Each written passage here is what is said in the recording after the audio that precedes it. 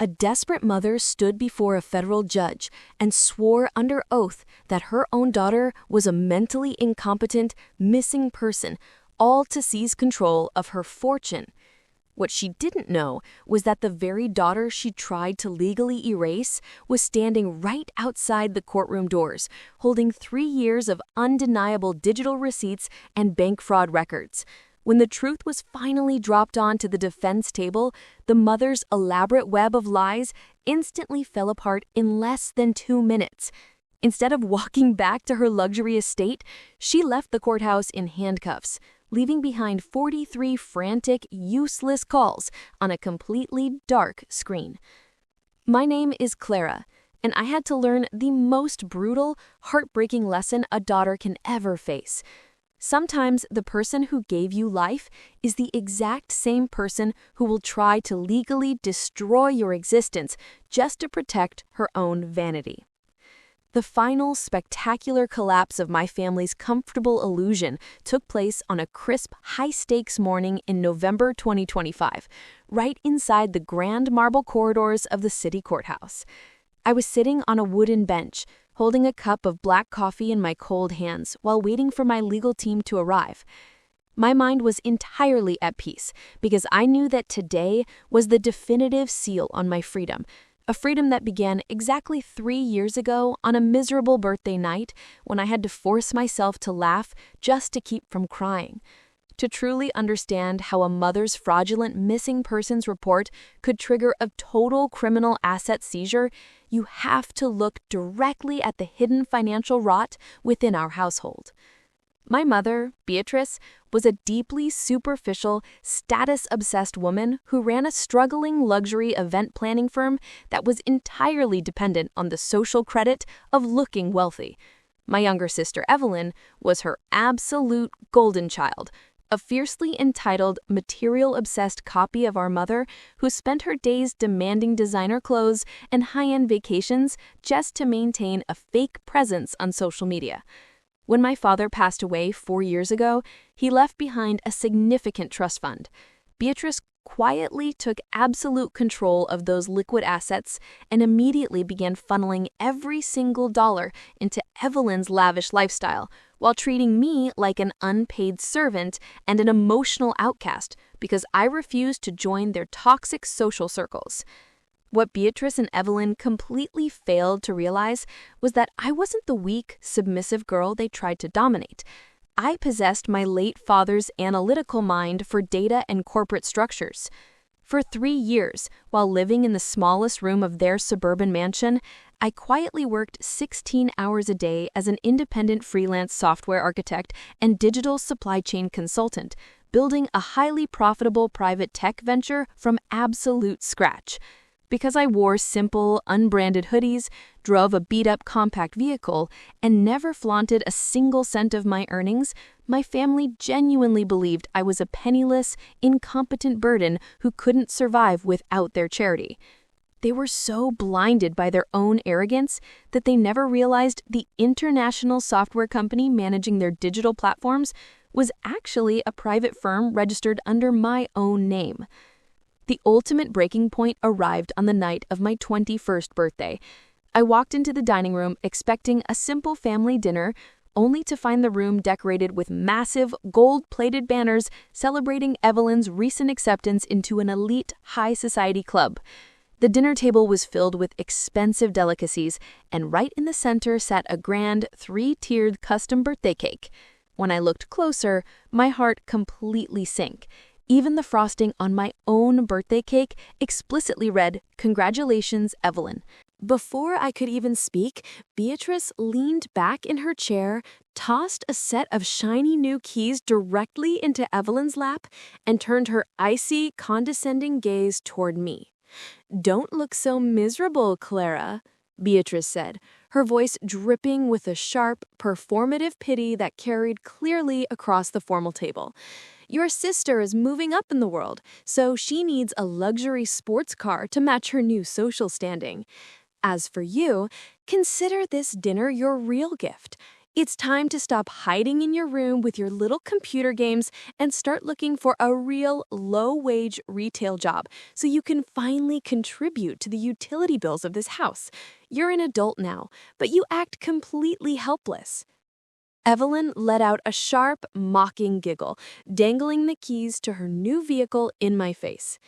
"Yeah, Clara, try not to embarrass us in front of our wealthy neighbors. If you save up for a few years, maybe Mom will let you wash my new car for some extra cash." I didn't cry, I didn't scream, and I didn't give them the satisfaction of an emotional reaction. I looked down at the cake that didn't even have my name on it, picked up my fork, and forced myself to laugh along with their cruel jokes, keeping my head perfectly clear. That very night, the moment the house fell completely dark and silent at 2 o'clock in the morning, I made my move. I didn't pack large suitcases or cause a scene. I simply grabbed a plain black hoodie, pulled $60 in cash from my drawer, and quietly walked out the front door into the freezing night rain, leaving my old phone and everything they had ever bought me completely behind. Exactly 2 weeks later, the physical reality of my absence finally shattered their comfortable illusion. Beatrice hadn't checked on me for 14 days, assuming I was simply sulking in my room. But when the event firm's digital servers suddenly locked up because I had quietly cut off the auxiliary back-end software I created to keep her billing systems running, she panicked. My new personal phone suddenly lit up with consecutive calls. When I finally answered, Beatrice's voice was completely frantic, shrieking through the line in a flood of superficial tears. "Clara, where are you? Please, just come home right now," Beatrice sobbed hysterically, her breathing fast and ragged over the speaker.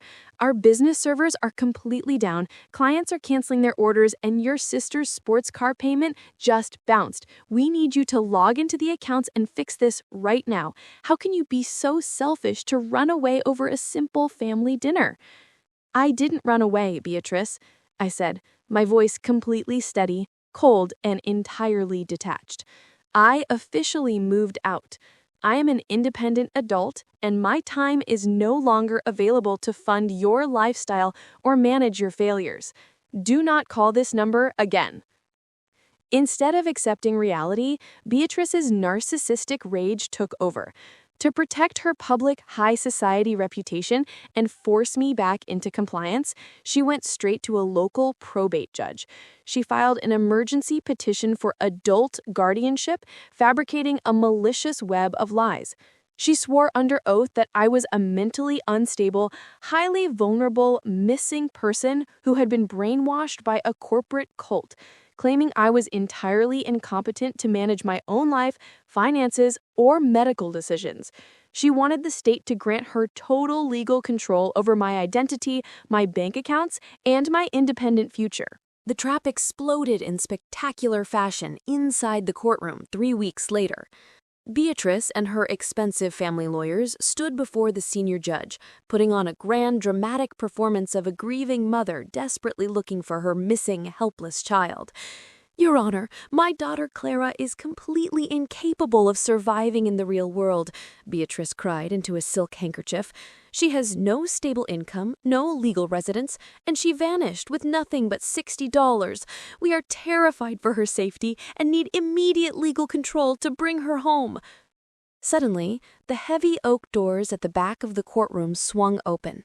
I walked down the center aisle, completely dressed in a sharp, tailored executive suit, flanked by 3 of the most powerful corporate litigation attorneys in the state.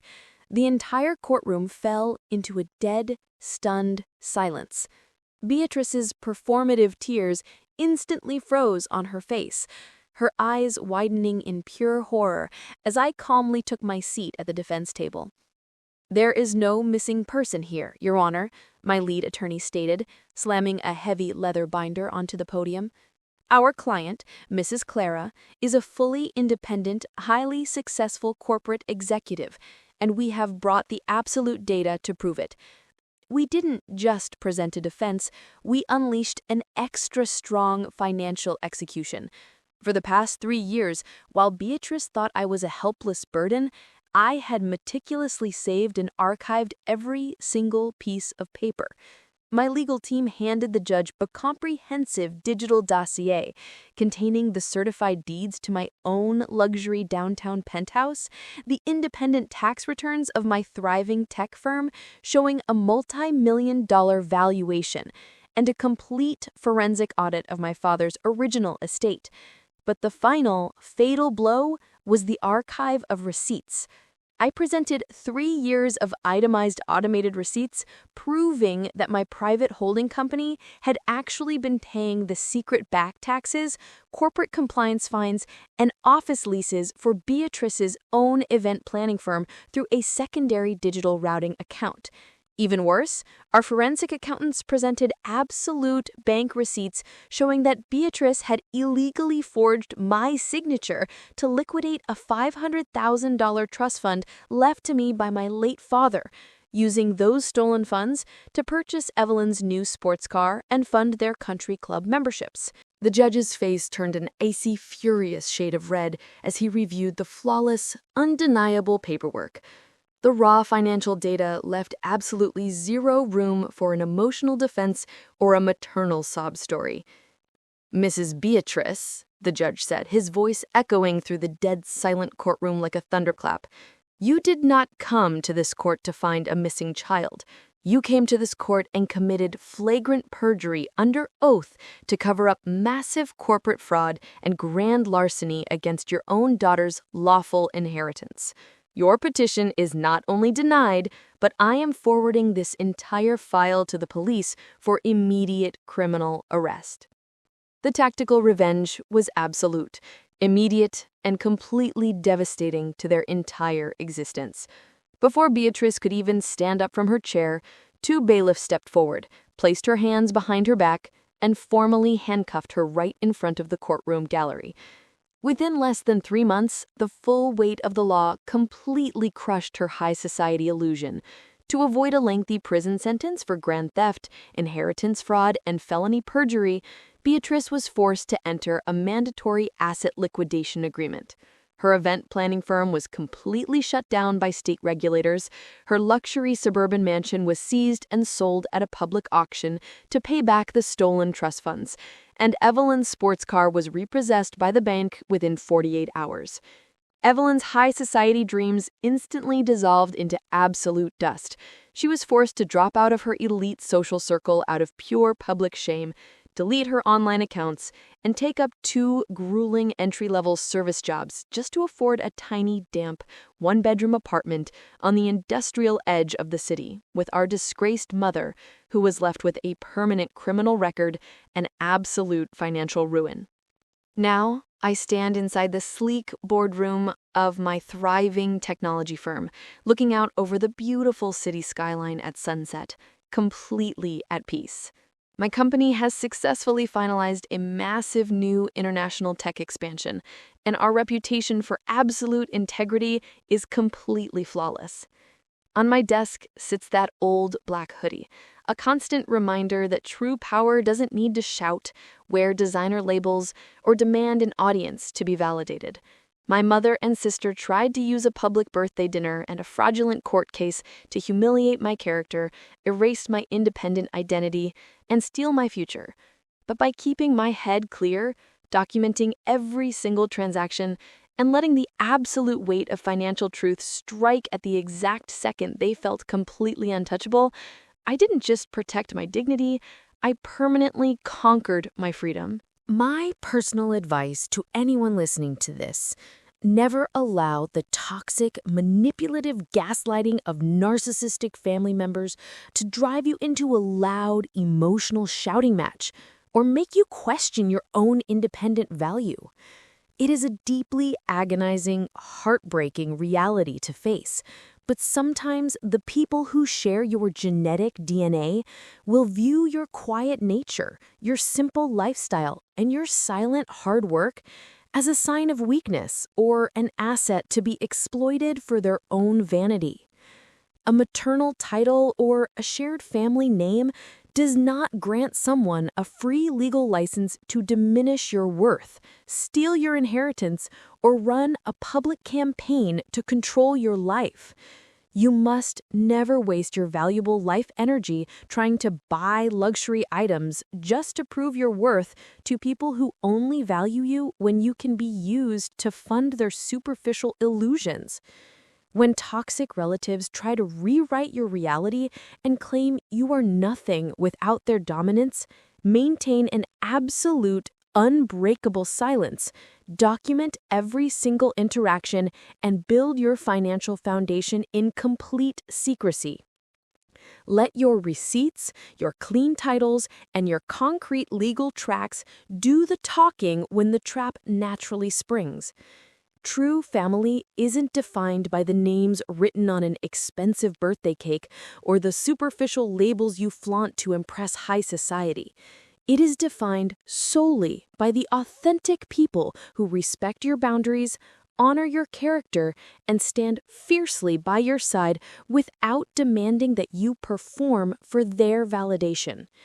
Walking away from a toxic dynamic and allowing the cold, unyielding weight of the law to dismantle an ungrateful bully is not an act of malice. It is your absolute moral obligation to your own self-preservation and your independent future.